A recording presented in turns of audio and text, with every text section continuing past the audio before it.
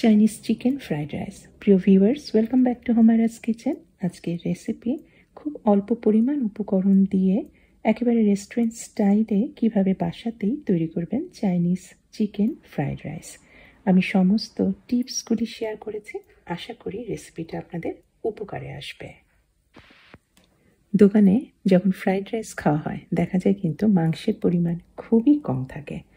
আমি বোধহয় একটু বেশি মাংস দিয়ে দিয়েছি। এখানে প্রায় হাফ কাপের মতো মুরগির ব্রেস্টের মাংস আছে।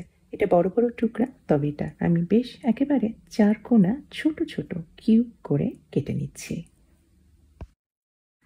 কাটাকাটিটা একটু দেখিয়ে দিই। খুব সামান্য পরিমাণে মশলা বা সবজি লাগবে। পেঁয়াজ নিয়েছি, আদা নিয়েছি, আর একটা রসুন কোয়া নিয়েছি, একটা কাঁচামরিচ, এটা তো দিতেই হবে। রসুনটা আমি কাটবো না, এটা আমি গ্রেট করে রাখছি। গ্রেট করে নিলে ছোট ছোট দানাগুলি পুরো রাইস বা ভাতের মধ্যে কিন্তু একদম মিশে যাবে। ছোট্ট আদার টুকরাটা আমি এটা জুলিয়ান শেপে কেটে নিলাম। হয়তো পুরাটা লাগবে না, যতটুকু লাগে সেটুকুই দেব। আর কাঁচামরিচগুলি আমি বিচিগুলি সব ফেলে দিচ্ছি। চাইনিজ রান্নাগুলিতে পেঁয়াজ কিন্তু কুচি কুচি করা হয় না, করা হয় একদম ভাজে ভাজে খোলা হয়। এই ধরনের বড় সাইজে ভাজে ভাজে আমি খুলে রাখছি। আর একটু ছোটও কিন্তু আপনারা করতে পারেন। মাংসগুলি আমি ম্যারিনেট করব মাত্র 2টা সস দিয়ে। আমি 1 চা চামচ পরিমাণ সয়া সস আর 1 চা চামচ পরিমাণ oyster সস দিয়েছি। খেয়াল রাখবেন এই সসগুলিতে কিন্তু লবণ থাকে। আর একটু জুলিয়েন শেপে কেটে রাখা আদা দিয়ে দিলাম। এটা আমি ঢেকে রাখছি 5 মিনিটের মতো। আর সবজির মধ্যে আমি দিচ্ছি শুধুমাত্র মটরশুঁটি। 1 টেবিল চামচ বা 2 টেবিল চামচের মতো হবে। তবে আপনারা কিন্তু ইচ্ছা করলে একটু গাজর জুলিয়ান শেপে কেটে দিতে পারেন, খুবই সামান্য পরিমাণে দেবেন। পাপরিকা আছে লাল সবুজ, সেটাও জুলিয়ান শেপে ছোট ছোট করে কেটে দিতে পারেন। আর চিকেন ফ্রাইড রাইস তৈরি করলেও দিতে হবে ডিম। আমি একটা ডিম নিয়েছি। ফ্রাইড রাইস রান্না করার মেইন ইনগ্রেডিয়েন্টই হচ্ছে রাইস। এটা কুকড রাইস, অর্থাৎ রান্না করা বাসি ভাত। ফ্রাইড রাইস রান্নার জন্য বাসমতি চাল, পোলাওয়ের চাল বা চিনি গুঁড়া চাল বা গোবিন্দভোগ চাল আপনারা ব্যবহার করতে পারেন। আর অবশ্যই এটা হতে হবে বাসি কুকড রাইস। গত দিনের রান্না করা ভাত আপনারা নর্মাল ফ্রিজে রেখে দেবেন। সারা রাত ফ্রিজে থাকার ফলে ভাত কিন্তু একদমই শক্ত শক্ত একটু হয়ে যাবে, একেবারে শুকনা শুকনা হয়ে যাবে। আর এই ভাত দিয়েই ফ্রাইড রাইস তৈরি করলে ফ্রাইড রাইস হবে একদমই ঝরঝরে। ফ্রেশ কুকড রাইস দিয়ে যদি আজকের দিনেই রান্না করা ভাত দিয়ে যদি তৈরি করেন, সেক্ষেত্রে ফ্রাইড রাইস কিন্তু আঠালো হয়, ঝরঝরে হয় না। ডিমটা আমি ফেটে রাখছি সামান্য কিছুটা লবণ দিয়ে। আর চাইনিজ রান্নাগুলিতে সবসময় সমস্ত কিছু সস সবজি যা লাগবে একদম কাটাকুটি করে হাতের কাছে তৈরি রাখবে, কারণ রান্নাটা হবে 5-10 মিনিটের মধ্যে।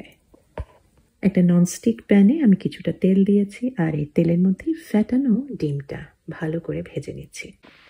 ডিম ভাজার ক্ষেত্রে একটা টিপস আছে, তেলটা অবশ্যই খুব ভালোভাবে গরম হতে হবে। যদি হালকা গরম তেলে ডিম ভাজেন তাহলে ডিম ভাজার পরেও কিন্তু ডিমের মধ্যে একটা আষ্টে আষ্টে গন্ধ থাকে। ভেজে নেওয়া ডিমটার পরে আমি ওই একই প্যানে আরও কিছুটা তেল অ্যাড করেছি। এই তেলের মধ্যে এখন সম্পূর্ণ রান্নাটা হবে। এর মধ্যে প্রথমে দিয়ে দিলাম গ্রেট করা রসুনগুলি। তেলের মধ্যে জাস্ট কয়েক সেকেন্ড ভেজে নিয়ে আমি কিন্তু এখনই একটা রসুনের সুগন্ধ পাচ্ছি। দিয়ে দিলাম ম্যারিনেট করে রাখা মুরগির মাংসটা।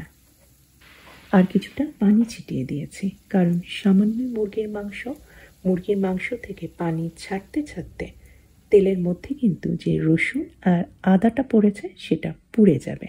এইটা হতে দেওয়া যাবে না। রসুন পুড়লে কিন্তু তিতা একটা স্বাদ হয়ে যায়। আর রান্না করতে হবে চাইনিজ রান্না। ম্যাক্সিমাম রান্নায় কিন্তু হাই হিটে রান্না করতে হয়। চুলার আঁচটা আমার কিন্তু আমি রেখেছি একদম হাই হিটে। মাংসটার পানি সম্পূর্ণ শুকিয়ে গেলে একটু ভাজা ভাজা করে নিয়েই আমি দিয়ে দিলাম মটরশুঁটিগুলি তেলের মধ্যে দিয়েছি। এর ফলে মটরশুঁটি কিন্তু রঙটা চেঞ্জ হবে না, সবুজই থাকবে। ভাত তো দিয়ে দিয়েছি, আর সিজনিংয়ের জন্য দিয়েছি কিছুটা কালো গোলমরিচের গুঁড়া, আর দিয়েছি 1 চা চামচ পরিমাণ সয়া সস আর 1 চা চামচ পরিমাণ oyster সস। অনবরতই নাড়ানাড়ি করবেন, হাই হিটে রান্না হচ্ছে। আর এর মধ্যেই দিয়ে দিলাম কাঁচামরিচগুলি আর পেঁয়াজগুলি। পেঁয়াজটা কিন্তু চাইনিজ রান্নাতে একদম কচকচে করে সেদ্ধ করা হয়, এটা কিন্তু একদমই লেশমে করা যাবে না। এই কারণে চুলার আঁচটা কিন্তু একদম হাই হিটে থাকবে। দেখেই বুঝতে পারছেন ফ্রাইড রাইস কেমন হচ্ছে। আর নাড়তে নাড়তেই আমি দিয়ে দিলাম ডিমগুলি।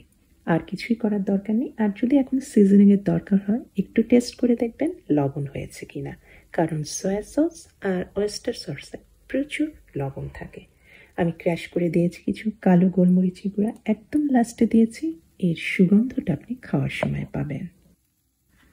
রান্না হয়ে গেল খুবই ঝটপট তাড়াতাড়ি চিকেন ফ্রাইড রাইস। আমাদের দেশের চাইনিজ রেস্টুরেন্টগুলিতে সাধারণত অনেক সময়ই টমেটো সস বা একটু চিলি সস দিয়ে দেওয়া হয়, তবে আমি আর এটা দিলাম না। এটা কিন্তু একেবারেই চাইনিজ রেস্টুরেন্টের অথেন্টিক ফ্রাইড রাইস রেসিপি। আর আমি বাইরে থাকি, আমি এখানে যে চাইনিজ রেস্টুরেন্টগুলিতে খেয়েছি ওখানেও কিন্তু আমি এই রকমই ফ্রাইড রাইস খেয়েছি। ফ্রাইড রাইসের রঙটা খুব সাদা রঙের হয়, তবে আপনারা আমাদের চাইনিজ রেস্টুরেন্টগুলিতে কিন্তু ফ্রাইড রাইসের মধ্যে সামান্য একটু চিনি দেওয়া হয়। আপনারা ইচ্ছা করলে একটু সিকি চা চামচ পরিমাণ চিনি ভাতটা নাড়ার সাথে সাথে দিয়ে দিতে পারেন। আর যেটা দেওয়া হয় আমি এখানে দেইনি, সেটা হচ্ছে টেস্টিং সল্ট। আপনারা একটু পরিমাণে স্বাদ অনুযায়ী টেস্টিং সল্ট দিতে পারেন। রেসিপি যদি পছন্দ হয় অনুরোধ করব অবশ্যই আমার চ্যানেলকে সাবস্ক্রাইব করে আমার চ্যানেলের সাথেই থাকবেন। সবাইকে অনেক ধন্যবাদ। আল্লাহ হাফেজ।